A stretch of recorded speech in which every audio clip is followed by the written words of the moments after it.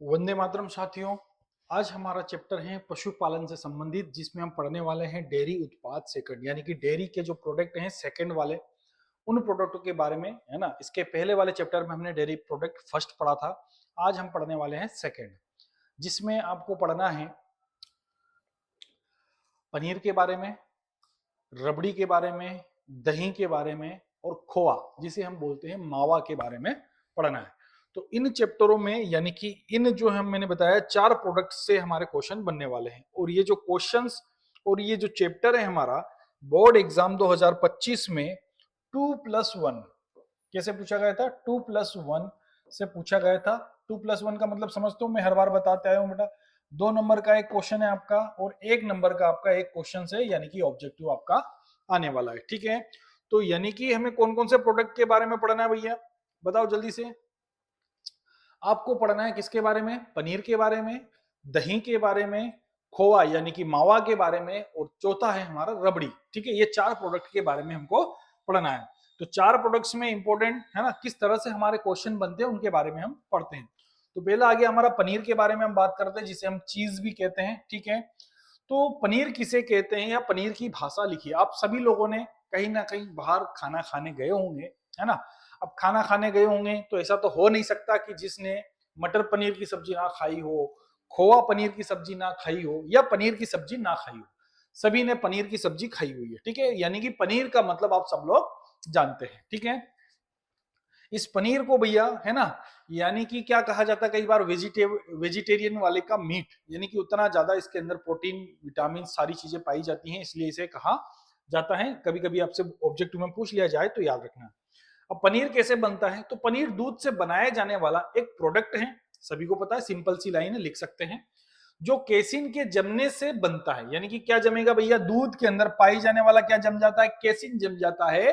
Casein जमने के बाद ये गुदगुदा पदार्थ होता है, जिसमें फैट, पानी, घुलनशील और अघुलनशील नमक, लैक्टोज और एल्ब्यूमिन होते हैं। ठीक है, यानी कि अब जब हम बात कर रहे हैं तो क्या करते हैं, आप लोगों को देखा होगा, जब दूध फट जाता है तो दूध फटने के बाद लच्छे में बढ़ जाता है। ठीक है, तो वो आपको क्या होता है, कई बार फटता है, हम उसे फाड़ते नहीं है, तो वो उससे हम पनीर नहीं बना सकते।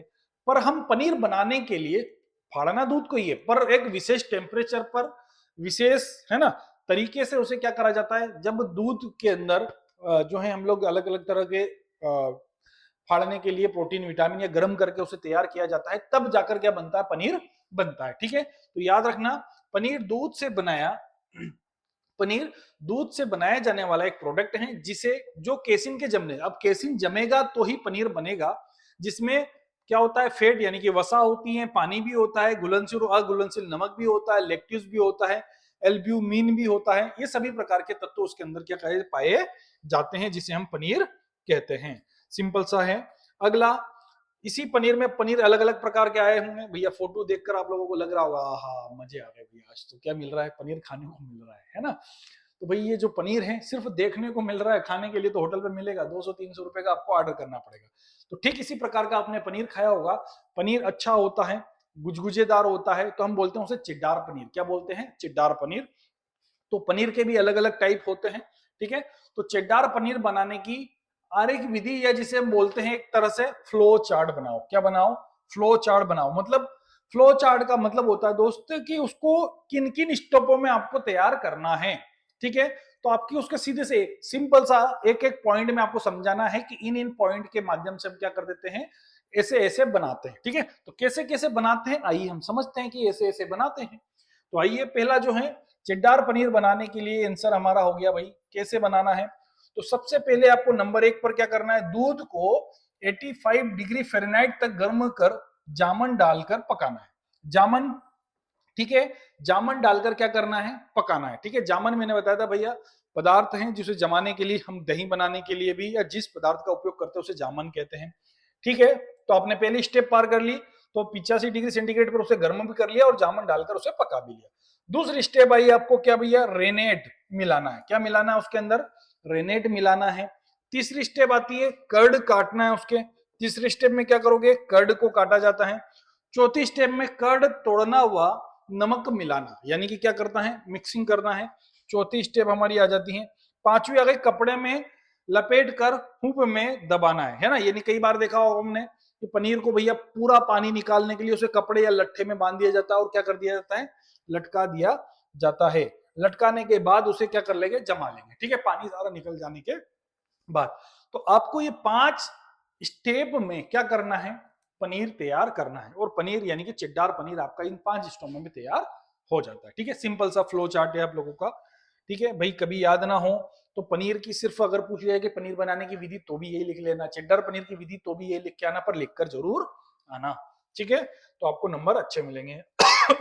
अगला प्रश्न है, खोआ किसे कहते हैं, खोआ का संगठन लिखिए। भाई खोआ यानी कि मावा, ये सब लोग देखा होगा आप लोगों ने, सबके पूरे भारतीयों के घरों में ये बना होता है खोआ, ठीक है। सॉरी, आंसर है हमारा खोआ दूध के जल को तीव्र वाष्पीकरण द्वारा, क्योंकि हम खोआ बनाने के लिए दूध का उपयोग करते हैं, दूध को कढ़ाई में डालते हैं और उसको क्या करें, अच्छे टेम्परेचर पर चलाते हैं जब तक उसके अंदर उकाल आ जाता है। तो फिर हम क्या करते हैं भैया, देसी भाषा में बता देता हूं पहले, तो क्या करोगे, उस दूध को चलाते रहना है। क्या करना है, चलाते रहना है। अब उसके दूध के अंदर से जितना भी पानी था वो सब क्या हो जाएगा, मैक्सिमम पानी उड़ जाता है।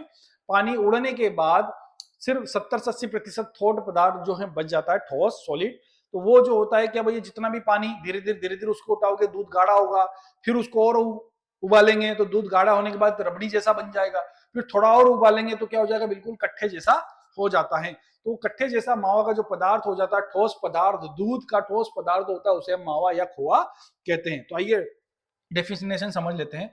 तो दूध के जल को तीव्र वाष्पीकरण यानी कि जितना भी पानी था उसको गर्म करके वाष्प के रूप में उड़ा देना, द्वारा बाहर करके आंशिक रूप से सुखाया हुआ, यानी कि अब जो बच जाएगा ठोस पदार्थ। तो एक दुग्ध उत्पाद होता है जिसमें 70 से 75% ठोस पदार्थ होता है। कितने प्रतिशत, 70 से 75% लगभग ठोस पदार्थ होता है, और थोड़ा सा 30% के आसपास उसके अंदर मॉइस्चर बचता है। बाकी ठोस पदार्थ होता है जिसे हम क्या कहेंगे, मावा या खोआ। ये देख लो, ये तो देखा होगा ना, ये कढ़ाई है हमारे घर की भाई, इस कढ़ाई में जो मावा तैयार हो जाता है ऐसा ही होता है ना। मावा तो लगभग सबने देखा है यार, है ना। चलो, सब लोगों को इसी मावे से जब अच्छा परसेंटेज आपके बोर्ड में बनते हैं तो इसी मावे से मिठाई बनाकर आपको क्या करना है, अड़ोसी पड़ोसी को बांटना है, ताकि उनको भी खुश कर दे कि हाँ छोरा अच्छा रिजल्ट लेकर आया है। अगला, गाय एवं भैंस के दूध से बने खोए का संगठन। अब गाय के दूध का मावा और भैंस के दूध का मावा दोनों में थोड़ा बहुत डिफरेंस होता है, क्योंकि भाई आपने देखा होगा गाय के दूध में फैट का प्रतिशत कम होता है, भैंस के दूध में फैट का प्रतिशत ज्यादा होता है। डेयरी पर आप मापने गए होंगे कभी ना कभी, है ना। जो है भैंस के दूध से मावा ज्यादा बनता है, गाय के दूध से जो मावा कम बनता है, ठीक है। गाय का दूध पीला होता है तो मावा हल्का सा पीला दिखाई देता है, भैंस के दूध का मावा, दूध सफेद होता है तो मावा भी क्या दिखाई देता है, सफेद दिखाई देता है। तो दोनों में संगठन अलग अलग होते हैं, पर हम बात कर रहे हैं किसकी, कंटेंट की। तो हम गाय के दूध और भैंस के दूध की बात करते हैं। तो गाय के दूध दूध से जो मावा बनता है उसमें 25% तक क्या पाया जाता है, पानी पाया जाता है।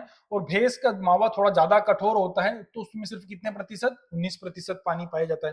प्रोटीन की बात करें तो 19% यानी कि गाय के दूध में पाया जाता है, और भैंस के दूध में 17% के आसपास। वसा की हम बात करें 2 पॉइंट जो है 25.75% क्या होती है, गाय के दूध में होती है, और भैंस के दूध में अभी मैंने बताया कितने प्रतिशत ज्यादा होती है, ठीक है, 37%। लेक्टोज की बात करें, ठीक है, तो 25 से 51 है ना, और भैंस के दूध में बात करें तो 22%।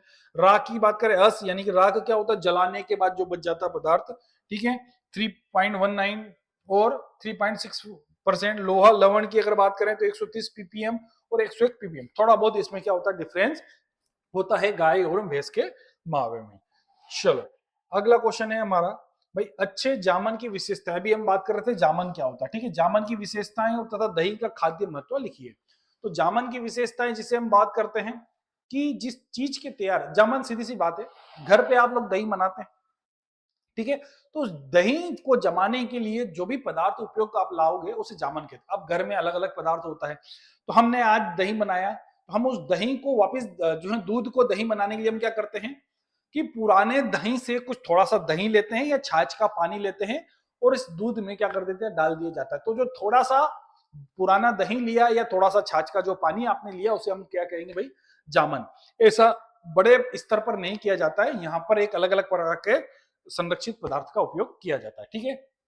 तो जामन में दुर्गंध पैदा करने वाला जीवाणु जैसे कोलीफॉर्म जीवाणु, इथाइल अन्य फफूंद नहीं होना चाहिए, ठीक है ना, याद रखना भैया। कि जो दुर्गंध पैदा करे, ठीक है, बदबू आती है, उसे ऐसे जीवाणु को नहीं लेना चाहिए क्योंकि एक प्रकार के वो बैक्टीरिया ही होते हैं। जामन में 0.8 से 0.9% अम्लता होनी चाहिए, ठीक है, ये आपको ध्यान में रखना है। जामन का पीएच मान 4.1 से जो है 4.3 होना चाहिए।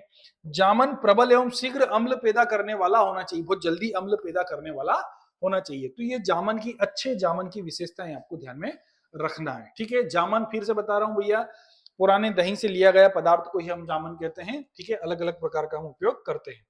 अब हम बात करते हैं दही का खाद्य महत्व, क्योंकि भाई दही में क्या होता है, तो दही दूध से अधिक पाचक होता है। दूध कम पचता है पर दही क्या हो जाता है, जल्दी पच जाता है और अधिक पचने वाला होता है। यह शरीर की गर्मी शांत कर पाचन शक्ति बढ़ाता है। भाई ठंडा होता है, दही की तासीर जो होती है वो कैसी होती है, ठंडी होती है। दही की अम्लता होने के कारण कैल्शियम व फास्फोरस अधिक मात्रा में घुलनशील होते हैं, जो उपरोक्त उपभोक्ता को प्राप्त होते हैं ना, यानी कि क्या होता है, जल्दी प्राप्त होते हैं। कैल्शियम भी बहुत अच्छा मात्रा में हमको प्राप्त होता है। तो ये क्या होता है, दही की खाद्य महत्व की, ज्यादातर दही को आपको क्यों उपयोग करना है, क्योंकि वो अधिक पचने वाला होता है, सॉरी, अधिक उसके अंदर दूध से जल्दी पचने वाला होता है, शरीर में ठंडा, यानी कि शरीर में ठंडई पैदा उत्पन्न करने वाला होता है। दही के अंदर अम्लता, तो कैल्शियम और फास्फोरस अधिक घुलनशील होता है, इसलिए हम दही का उपयोग करते हैं ज्यादा मात्रा। अगला प्रश्न है, रबड़ी की परिभाषा और संगठन लिखिए। रबड़ी आप सभी लोगों ने खाई होगी, मेरे दोस्त, खाई है ना रबड़ी, तो है ना, तो रबड़ी खाई है। तो दूध जैसे मावा बनाया, तो मावा मत बनाओ, उसको बीच में ही रुक जाओ, तो क्या बन जाएगी, रबड़ी बन जाएगी। पर आपको लच्छेदार रबड़ी वो नहीं होती है कि सिर्फ दूध को गाढ़ा कर दिया जाता है, जबकि दूध के अंदर सॉरी, लच्छेदार, है ना, क्या होता है, लच्छेदार पदार्थ होता है, उसे ही हम रबड़ी कहते हैं, लच्छेदार रबड़ी, यानी कि लच्छे होना चाहिए, ठीक है। कई बार क्या होता है, सिर्फ दूध उकाले गए, उबाले गए, उबाले गए, तो वो गाढ़ा होगा, तो वो रबड़ी के अंतर्गत नहीं आता है, ठीक है ना। वो क्या होता है, कठोर, या जैसे संघनित दूध के अंतर्गत आ जाता है, और वो उबले हुए दूध के अंतर्गत आ जाता है, पर रबड़ी में नहीं आता। रबड़ी बनाने के लिए उसके अंदर क्या होना चाहिए, लच्छे होना चाहिए। तो अब आइए, रबड़ी हम किसे कहते हैं, ताजे दूध को धीरे धीरे गर्म करके संघनित करने से जो लच्छेदार क्या प्राप्त हो रहा है दोस्त, जो लच्छेदार पदार्थ, गाढ़ा पदार्थ बनता है, उसे हम रबड़ी कहते हैं। क्योंकि जब रबड़ी उबालते रहते, कई बार हमने रबड़ी के दूध को उबाला होगा, तो देखा होगा अपने, जैसे उबाल आता जाता है, हल्की सी तरी जम जाती है, तो उस तरी को आप क्या कर दो, अलग कर दो, फिर हल्का सा उबाल करो, फेट, यानी कि फिर तरी बन जाती है, उस तरी को फिर अलग कर दो। तो ऐसे करने से क्या बनेगी, आपकी लच्छेदार रबड़ी तैयार होती है, ठीक है। तो लच्छेदार पदार्थ को आप क्या कहोगे, रबड़ी कहोगे। अब रबड़ी का संगठन की बात कर रहे हैं सब लोगों ने। जल, यानी कि रबड़ी के अंदर जल कितना प्रतिशत, 30% होता है, वसा 20%, प्रोटीन 10%, लैक्टोज 17%, भस्म यानी कि अस की बात कर रहे हैं 3%, और शक्कर की मात्रा 20%। इसी के अंदर से आपके ऑब्जेक्टिव भी बन सकते हैं दोस्त। रबड़ी के अंदर वसा की प्रतिशत मात्रा कितनी होती है, रबड़ी के अंदर शक्कर की मात्रा कितनी होती है, तो आपको याद रखना है 20%, ठीक है। तो ये आपके ऑब्जेक्टिव भी इसके अंदर से बन सकते हैं। चलो आगे आते हैं भैया, अगला प्रश्न है हमारा, ठीक है। हम बात कर रहे हैं वस्तुनिष्ठ प्रश्न की, क्योंकि इसमें से 1 नंबर का हमारा ऑब्जेक्टिव भी बनने वाला है। तो निम्न में से क्या भोजन में मांस का विकल्प हो सकता है, निम्न में से क्या भोजन में क्रीम, मक्खन, घी, यानी कि मांस का विकल्प का मतलब मैंने बताया अभी, वेजिटेरियन मीट, ठीक है। तो भाई मांस का विकल्प, जितना मांस के अंदर प्रोटीन विटामिन होते हैं, उतने किसी अन्य पदार्थ में हो सकते हैं क्या, तो हाँ बिल्कुल हो सकते हैं। जो हमने पनीर बनाया था उसके अंदर हो सकते हैं। जो व्यक्ति मांस यानी कि वेजिटेरियन होता है, वो मांस की बजाय क्या खा रहे, पनीर खाए, तो उसी के बराबर उसके अंदर जितने भी खाद्य पोषक तत्व की पूर्ति होती है, तो बराबर पनीर आपका राइट आंसर आएगा। अगला, रबड़ी में वसा की औसत प्रतिशत मात्रा भी बताई थी मैंने बेटा, 30%। कितने प्रतिशत और 20% क्या थी, कमेंट करके जरूर बताना। 20% रबड़ी के अंदर क्या था, ठीक है। अगला, सर्वाधिक बनाए जाने वाली पनीर है कौन सी, बहुत ज्यादा मात्रा में बनाई जाती है भाई, फेमस चेड्डार पनीर, अभी पढ़कर हम आए है ना, चेड्डार पनीर को सर्वाधिक मात्रा में बनाया जाता है। अगला प्रश्न है, निम्नलिखित में कौन एक बिना पका हुआ मृदु पनीर या उदाहरण है, बिना पका हुआ, है ना, इसे पकाया नहीं जाता, तो मृदु पनीर जिसे हम बोलते हैं सॉफ्ट पनीर, कौन सा पनीर, सॉफ्ट पनीर, तो वो होता है कौन सा, कॉटेज, कौन सा, कॉटेज पनीर होता है। अगला, रेनेट मिलाकर दूध से कौन सा उत्पाद तैयार किया जाता है, रेनेट मिलाने के लिए क्या बनाया था अभी हमने, पनीर, चेड्डार पनीर करने के लिए रेनेट मिलाया था, तो क्या बना, पनीर बना। चलो अगला प्रश्न है, रिक्त स्थान की पूर्ति कीजिए। प्रोटीन का मुख्य स्रोत है, यानी कि सबसे ज्यादा मात्रा में प्रोटीन किसमें पाया जाता है, तो भाई पनीर, पनीर में प्रोटीन का मुख्य स्रोत माना जाता है। दूध का पीएच मान कितना होता है? 6.5 से 6.8 होता है। अगला, पनीर बैक्टीरिया द्वारा बनाई जाती है, यानी कि कौन से बैक्टीरिया? यानी कि ब्रिक। ठीक है, तो ब्रिक पनीर, कौन सी पनीर? तो ब्रिक पनीर बैक्टीरिया द्वारा बनाई जाती है। किसके द्वारा? तो यानी कि जब हमने बात करा था अलग अलग तरीके से, ठीक है, कि उसके अंदर क्या क्या हमको मिलाना है, तो उसके जगह हम क्या करते हैं? बैक्टीरिया का उपयोग करते हैं। गाय के दूध से बने खोए का रंग कैसा होता है? अभी बता के आया हूं बेटा, पीला होता है। दही में वसा की प्रतिशत मात्रा कितनी होती है? 5.8, है ना, दही में वसा की मात्रा होती है 5.8% होती है। तो ये आपके हुए रिक्त स्थान। अब हम बात कर लेते हैं एक वर्ड के क्वेश्चनों की। तो खोआ या रबड़ी बनाते समय जो सूखा पदार्थ कढ़ाई में बच जाता है उसे क्या कहते हैं? कढ़ाई में चिपका हुआ पदार्थ की बात कर रहे हैं। किसकी बात कर रहे हैं? तो भाई हम बनाते समय सूखा पदार्थ, यानी कि क्योंकि कई बार होता है कम ज्यादा गर्म होने के कारण क्या हो जाती है, आसपास बच जाता है, तो खुरचन या चिकट बच जाती है ना, जो चिपका हुआ पदार्थ होता है हम उसे मावे या रबड़ी में नहीं मिलाते। विश्व में सर्वाधिक लोकप्रिय पनीर कौन सा? अभी पढ़कर आए, चेड्डार पनीर सबसे लोकप्रिय पनीर है। अगला है, दूध को दही में परिवर्तन करने वाले बैक्टीरिया जीवाणुओं के नाम बताओ। तो स्ट्रेप्टोकोकस लैक्टिस कौन सा बैक्टीरिया है जो कि दूध को दही बनाने में काम में लेते हैं? ठीक है, दही बनाने के लिए दूध में क्या मिलाया जाता है? तो अब ये पढ़कर आया मैं, जामन मिलाया जाता है। दही की किस परत में वसा की प्रतिशत सबसे अधिक होती है? दही, तो देखा होगा आपने, दही सबसे ऊपर चिकना चिकना होता है, तो ऊपरी परत में सबसे ज्यादा वसा पाई जाती है। तो ये ऑब्जेक्टिव आप लोगों के हुए इस चैप्टर से। ठीक है, तो आपको इनको बहुत अच्छे से पढ़ना है। भाई ये कौन सा पदार्थ है? वैसे तो सब जानते हैं, अच्छी अच्छी रबड़ी दिख रही, इसी के चक्कर में खांसी चल रही दोस्त, है ना, कि भाई ये रबड़ी है। कल एक प्रोग्राम में गए थे, ठीक है ना, एक आध प्लेट ज्यादा ले ली तो रबड़ी तो भाई ये रबड़ी है, और इसी रबड़ी के साथ में आपका ये चैप्टर विराम करते हैं। ठीक है, इसी से अच्छे क्वेश्चन बनने वाले हैं, अच्छे से पढ़ना। आने नेक्स्ट वाले लेक्चर के लिए चैनल को कंटिन्यू फॉलो करके रखना है। ठीक है, इसी के साथ दोस्तों के साथ भी शेयर करना है। वंदे मातरम।